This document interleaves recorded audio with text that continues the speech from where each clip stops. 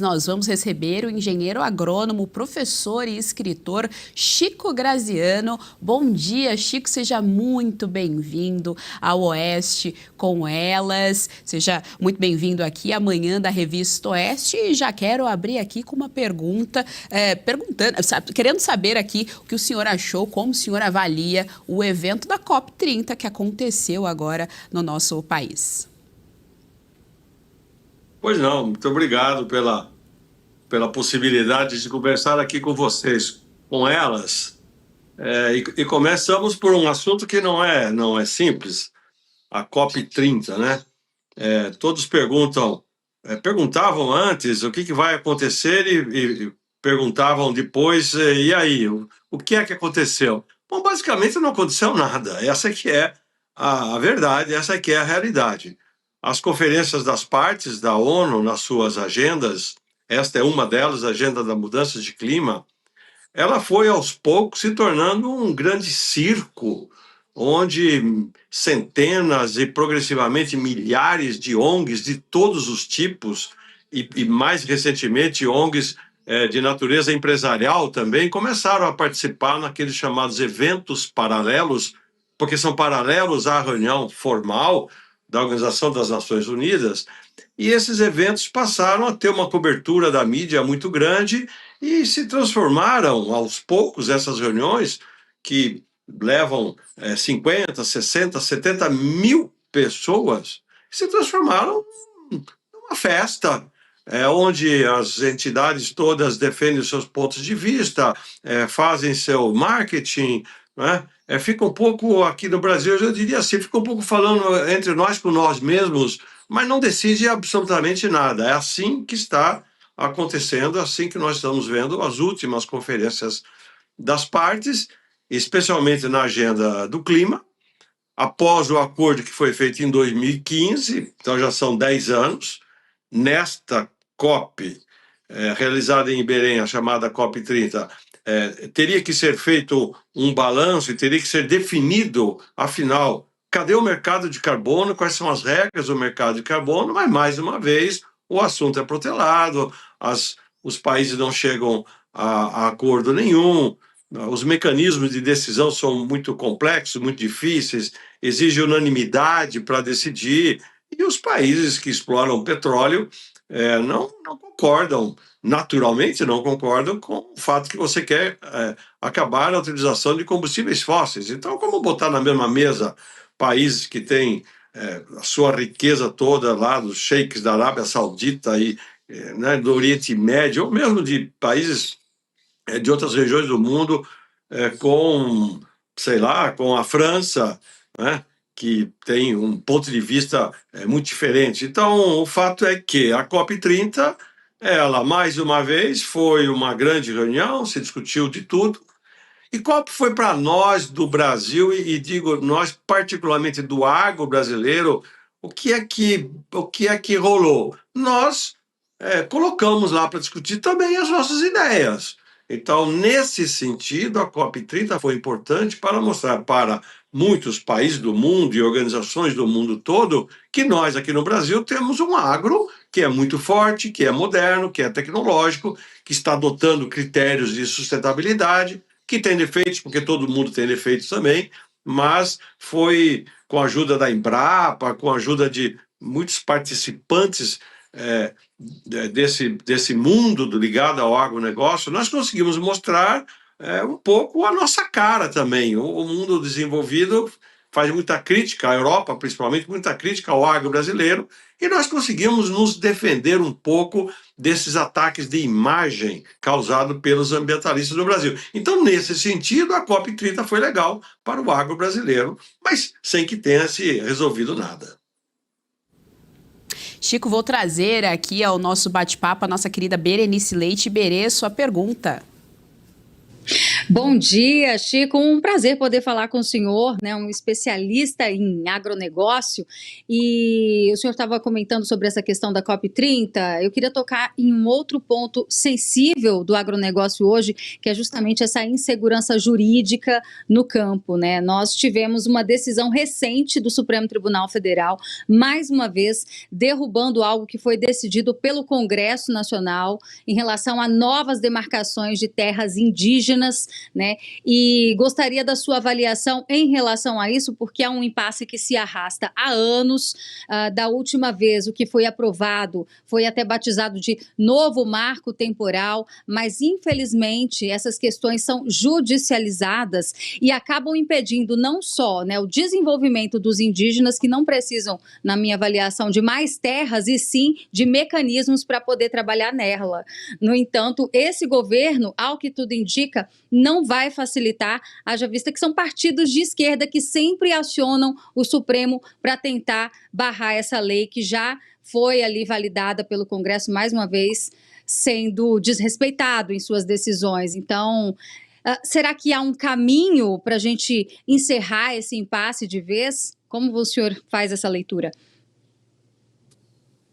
Puxa, Berenice, eu gostaria de dizer que há um caminho, mas, francamente falando, após os últimos acontecimentos, nenhum de nós, nós estamos todos perplexos, porque o Supremo Tribunal Federal toma decisões, fica claro que quem tem que legislar é o Poder Legislativo, aí o Senado legisla, né, aprova a lei, secundando as decisões da Câmara, e o Supremo decide que a lei não vale, que ela é inconstitucional. Caramba, então é como se estiver correndo para morder o próprio rabo. Nós não estamos saindo desse imbróglio.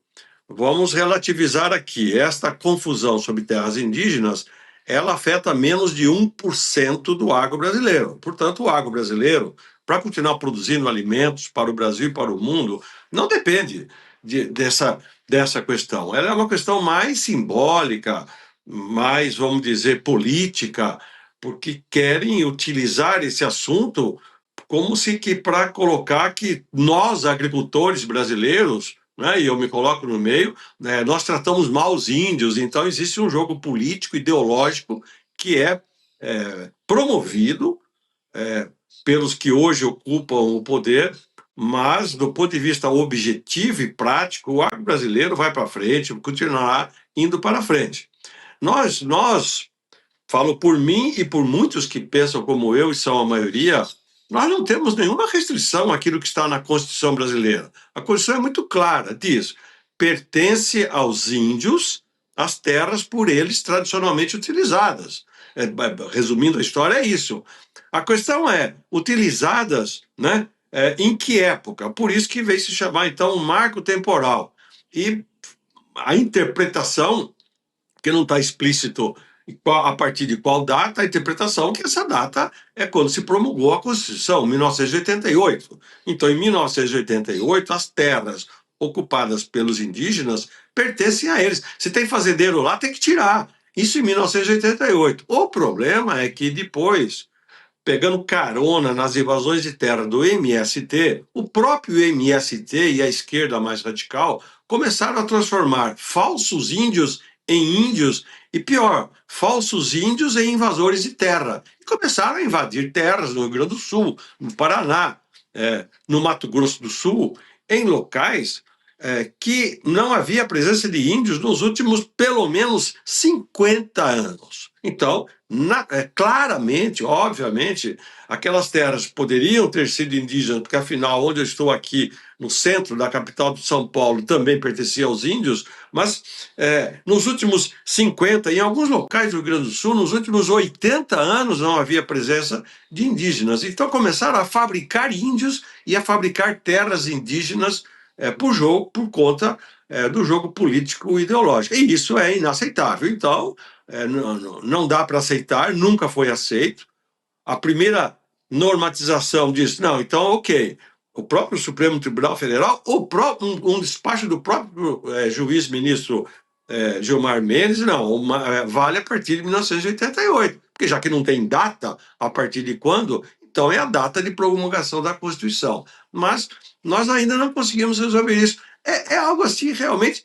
Sabe aqueles assuntos que você não consegue explicar? Vê um estrangeiro, um estudioso que vem nos procurar aqui, na Fundação Getúlio Vargas, lá na Exalc, em Piracicaba, os centros da inteligência agronômica do país, vem para a Embrapa, e cara, escuta, eu não estou entendendo isso aí, você não consegue nem explicar para ele o que é que está acontecendo. O fato é que ainda, por incrível que pareça, não foi resolvido. Vai ter que ser, né? Chico, trago aqui agora ao nosso bate-papo nosso querido Carlo Cauti.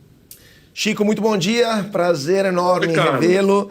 E eu queria te perguntar agora, estamos no último dia útil de 2025, 2026 está logo ali, e pelos dados que eu estou vendo, foi um ano bom para o agronegócio brasileiro, tivemos um aumento da produtividade nesse ano, mas ano que vem as previsões são de estagnação, são de ano mais desafiador, juros altos também vão criar problemas, e também temos esse número importante de recuperações judiciais de muitas empresas do agronegócio. Qual é a sua previsão para 2026? Você, que é um especialista no setor e também é produtor rural, qual que é a previsão para o ano de 2026 para o agronegócio, que lembramos para o nosso público é o motor da economia brasileira?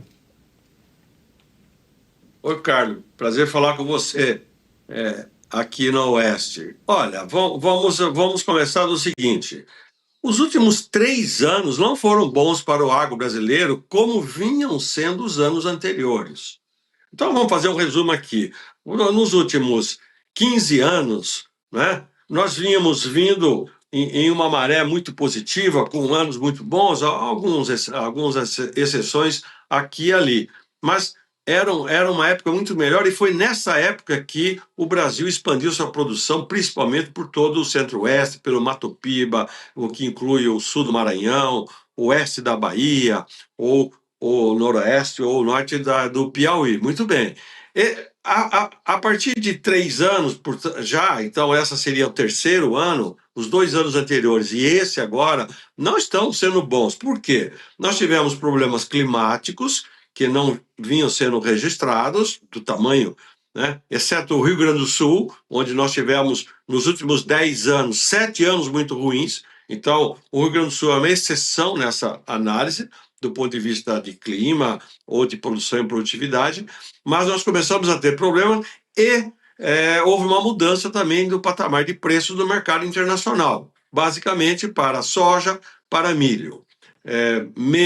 Afeta menos açúcar, que é uma commodity que o Brasil exporta muito, mas principalmente grãos e carnes, elas deixaram de vir naquele pique que vinham vindo. Então, nós já tivemos uma certa pisada de freio há 2 anos.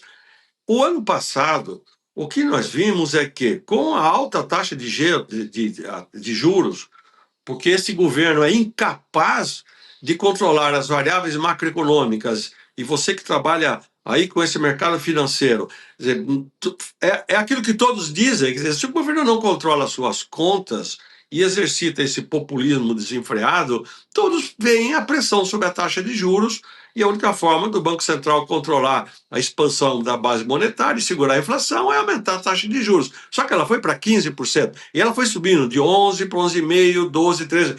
Isto foi jogando os agricultores em uma situação muito difícil, porque eles começaram a não conseguir honrar os seus financiamentos.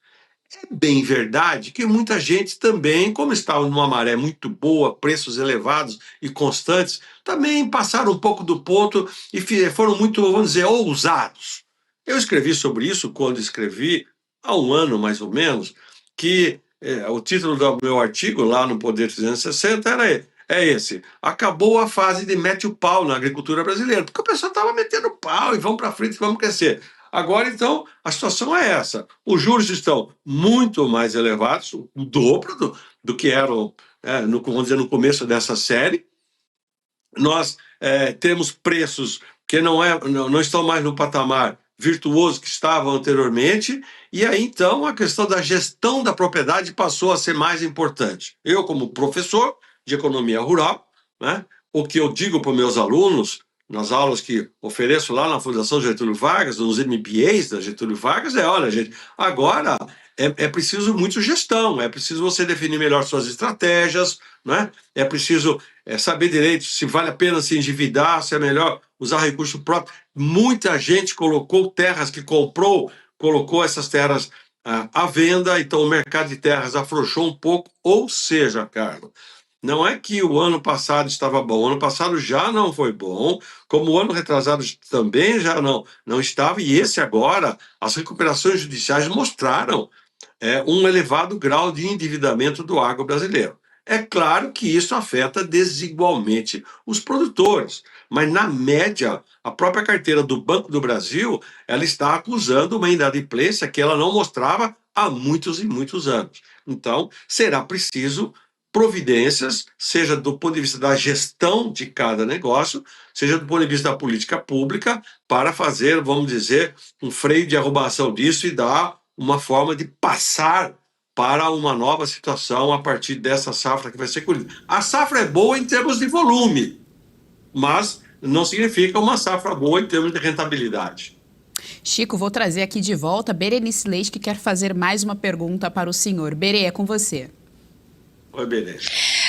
Oi, então, olha só, em relação ao tarifaço imposto por Donald Trump, nós vimos o governo Lula, nesses últimos dias, comemorando bastante a retirada de tarifas que chegam até 40%, mas esqueceram de alguns produtos que ficaram para trás e continuam ainda sendo sobretaxados, né, Chico? A gente destaca, inclusive, aqui máquinas agrícolas, né, o aço, minérios e óleos minerais, que inclusive tem uma grande demanda que é exportada ali em larga escala, digamos assim, para os Estados Unidos. Então, eu queria a sua avaliação em relação ainda a esses produtos brasileiros que continuam sobretaxados em 40%, porque não dá para comemorar e a gente sabe que isso tem um impacto na nossa economia, não é mesmo? Sim, claro. Todas as economias hoje maduras e que têm porte, elas dependem de comércio internacional. O Brasil é um país ainda muito fechado ao comércio internacional. Quando nós comparamos o Brasil com outras nações que cresceram, que se desenvolveram, a economia brasileira ainda é muito fechada, ou seja, nós deveríamos estar exportando e importando no mínimo o dobro do que fazemos hoje. Temos potencial para isso, mas ainda não temos uma cultura ou um marco regulatório capaz de nos levar a um patamar de abertura da economia que seria muito favorável ao desenvolvimento brasileiro. Enquanto isso, nós ficamos sofrendo com esses tarifaços. Logo de cara, quando o Trump baixou aqueles 40%, todos nós olhamos assim, achamos exagerado, tinha lá as razões políticas, né? E ficamos olhando aquilo, a todos nós de cara pareceu assim, sabe quando a molecada que gosta disso, sabe quando você dá uma trucada no jogo de truco, quem sabe o que é jogo de truco sabe disso, o Trump deu um truco, e aí nós aqui ficamos meio confusos com aquelas cartas. Será que ele está com carta boa ou será que ele está blefando, né? Quem joga poker também sabe que existe blefe. O Trump também é um grande blefador. E ele deu essa chacoalhada, não foi só no Brasil, ele fez isso com o mundo todo, praticamente, esperando ver como que ia acontecer o realinhamento das taxas. Por quê? Porque é verdade também, não há como negar isso, que o Brasil tem, em alguns produtos, ou tinha, um acesso privilegiado ao mercado norte-americano, desfavorável aos Estados Unidos. Como ele queria mexer nisso, ele deu uma cacetada geral para ver onde que recuava em algumas outras agendas, e nós estamos ainda participando desse jogo. Ou seja, existem algumas cadeias produtivas que estão quase que até aceitando algum reajuste, porque outras cadeias produtivas estão dizendo, não, para mim não dá.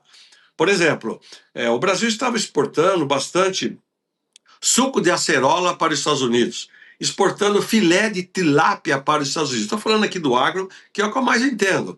40% acaba com isso. Não tem como suportar uma tarifa nesse nível para o setor da piscicultura ou para a fruticultura brasileira.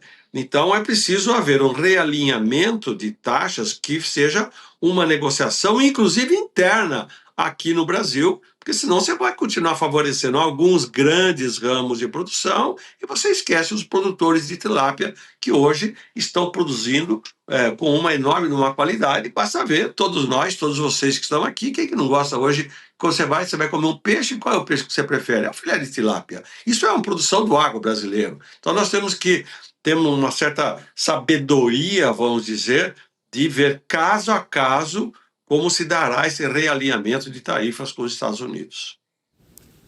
Chico, muito obrigada pela participação aqui no Oeste com Elas, pelas suas informações. Tanto o Oeste com Elas quanto a Revista Oeste estão sempre à disposição para ouvi-lo. Muito obrigada.